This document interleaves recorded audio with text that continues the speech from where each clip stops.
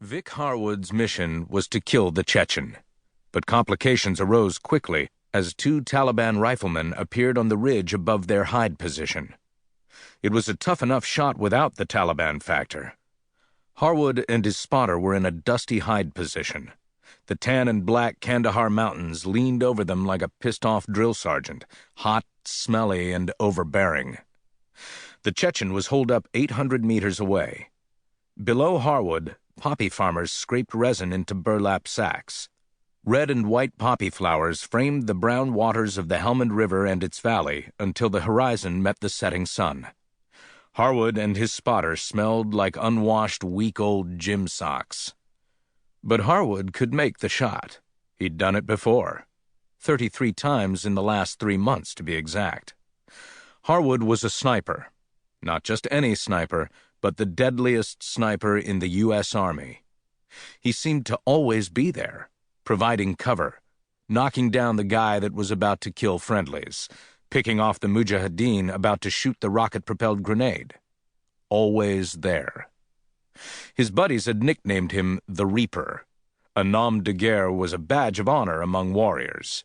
Reaper left no doubt about Harwood's specialty: killing the enemy.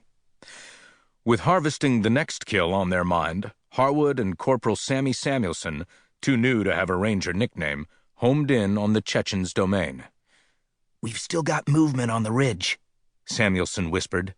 200 meters, Muj, still heading our way.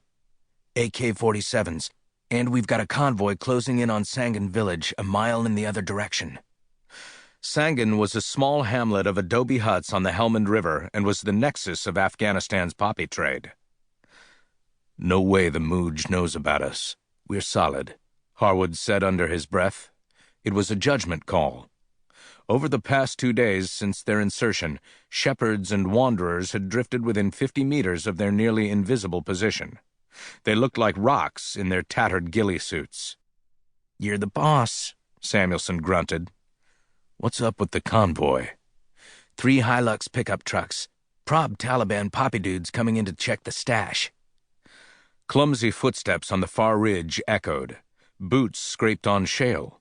Rocks broke free and rolled hundreds of feet down the sheer cliffs.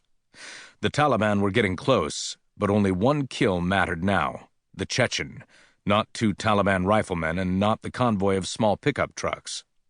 The sun had the Chechen's hide site, a U-shaped rock formation, spotlighted perfectly. "Muj closing in, boss, on the ridge."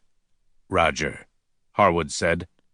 The Chechen's lightly bearded face briefly filled the crosshairs of Harwood's loopholed scope, which was mounted on his SR-25 sniper rifle, then disappeared. Harwood had nicknamed his rifle Lindsay, after a foster sister. Lindsay had been older and kind to him, cooked for him, gave him advice, took care of him and the others, told him to run as far as he could when the time was right, when things turned bad on the farm. But he hadn't run. He had stayed to fight, to protect Lindsay, to make sure she made it out too. But he had failed her.